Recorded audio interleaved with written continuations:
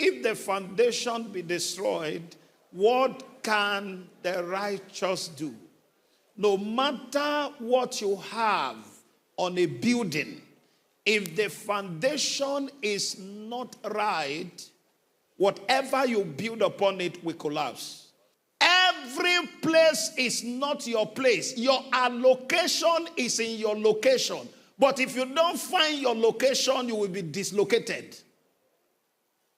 God is deliberate. What I'm doing in Benin, I may not have succeeded if I stayed back in Lagos. Every anointing is for a terrain. Every grace you see is for a location. In Romans 8 and verse 14, as many that are led by the Spirit of God are the sons of God. So the proof of your sonship is submission to his leading. The proof of your sonship is absolute submission to his leading. If he's not leading you, you are not his son. In Proverbs chapter 3 and verse 5, trust in the Lord with all thy heart, and lean not unto thy own understanding. You are going to America to start a church. Is that his plan?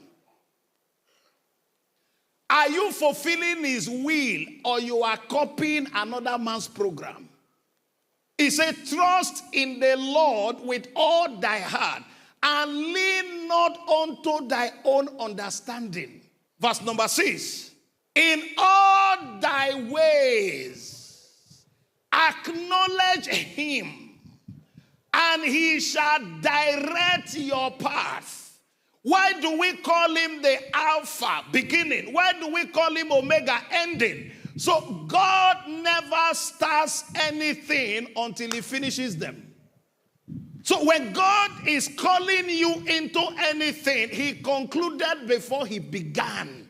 Submitting to God leading is what gives you sweatless victory. There is no voice you hear that does not have impact. In 1 Corinthians 14 and verse 10, every voice we hear leaves us with impact. There are, it may be, so many kind of voices in the world, and none of them is without significant. Abraham yielded to Sarah. The crisis is still with us today. Eve submitted to the voice of the serpent. Wow. Look at the crisis that it brought to mankind. Samson submitted to Delilah. He ended up in disaster. Whose voice are you yielding to? And hear this. There are 4 voices loud that are looking for your attention. Number 1 is the voice of men. Everybody in your life has an opinion.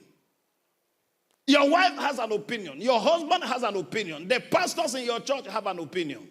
When the Lord brought us to Sapler Road, if I have sat down with committee, I will never move. It's important to understand that God deals with us alone. God deals with us alone. The highest any other person can do is to validate what God told you. Your confidence is in the voice you heard. Your boldness is in the voice you heard. When trials come, your confidence is in that voice. That's why Paul said, I am not disobedient to the heavenly vision. It is that voice that sustains you in trials. Now listen, it's never too late to make a U-turn. It's never too late to make a U-turn. If you are here today and you find out that God didn't call you to ministry, pack it up. Hard truth, but serious truth. Pack it up. You know why? God will never fund what he did not order for. In Luke 22:35, when I sent you without pause, did you lack anything? Ministry is not your personal property. You are not the owner.